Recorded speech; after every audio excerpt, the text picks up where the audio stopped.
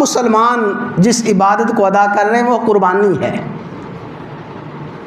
बस कुर्बानी के हवाले से भी एक बात अर्ज़ करके फिर इंशाअल्लाह आखिरी बात अर्ज़ करते हैं।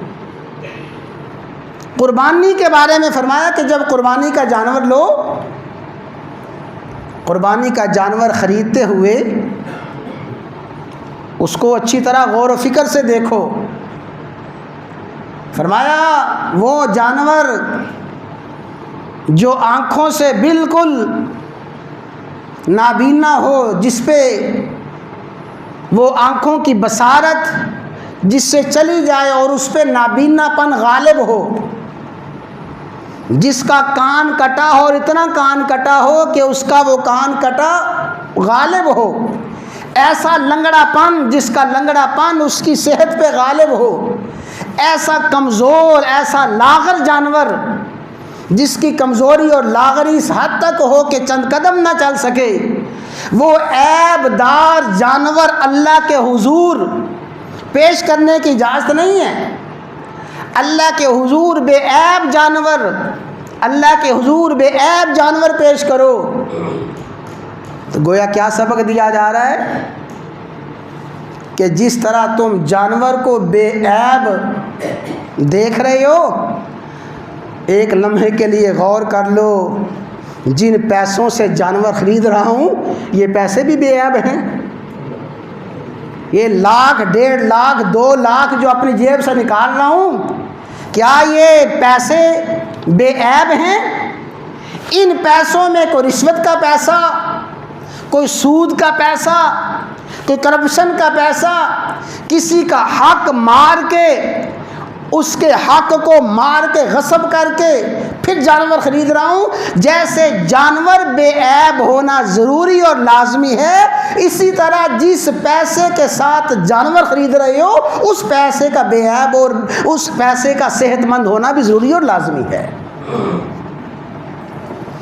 अभी इन्हीं दिनों की बात है, एक बड़े नामवर वकील हैं, वो कहने लगे जी मैं मंडी में गया जानवर ख़रीदने के लिए, तो एक शख्स ने मेरे सामने गालिबन 3 बड़े जानवर लिए, 3 बड़े जानवर लिए, कोई छोटे जानवर लिए। जब मैंने उसे देखा तो उसे पहचान गया, ये बयान देने वाले वकील हैं, उसे पहचान गया और मैंने पहचाना। जो ही उसने मुझे देख के फ़ौरन रास्ता बदलने की कोशिश की।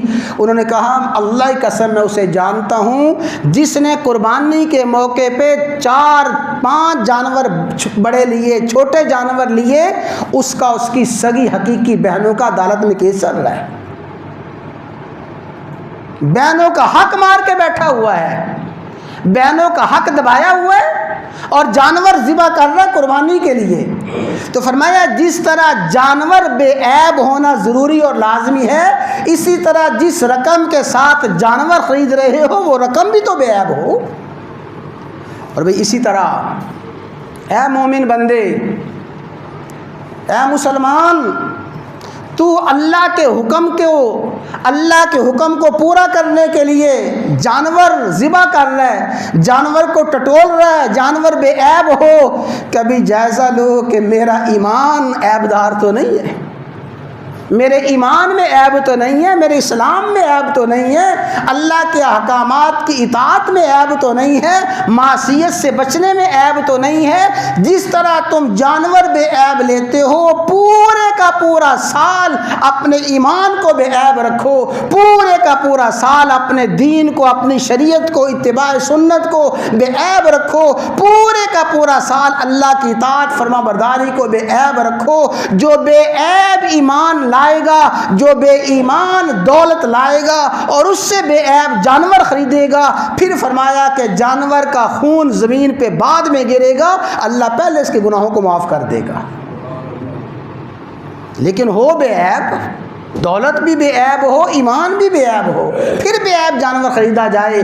तो ये बेऐब जानवर हमें सबक देता है कि अपने ईमान का भी जायज़ा लो। जैसे मुझे बड़ा टटोल टटोल के देखते हो, आगे कोई बढ़ता है उसकी पुट पे हाथ रखता है, कोई उसकी गर्दन उठा के देखता है, उसके कानों को देखता है, बड़ा टटोल के लेते हो। कभी अपने ईमान को भी ऐसे टटोल लो, अपनी दौलत को भी ऐसे टटोल लो, अपनी आमदन को और अपने माल दौलत को भी ऐसे टटोल लो। मेरी दौलत ऐसे बेऐब हो, मेरा ईमान ऐसा बेऐब हो, फिर उसके साथ जानवर खरीद के अल्लाह के हुजूर ज़िबा करो। तो हज़रात गिरामी, ये कुर्बानी के जानवर का सबक ये है, और रमी जमरात का सबक ये है कि जिस तरह इब्राहीम खलील ने अल्लाह के हुजूर कुर्बानी के लिए जब शैतान ने वसवसा डाला, इब्राहीम ने शैतान को धुतकार दिया।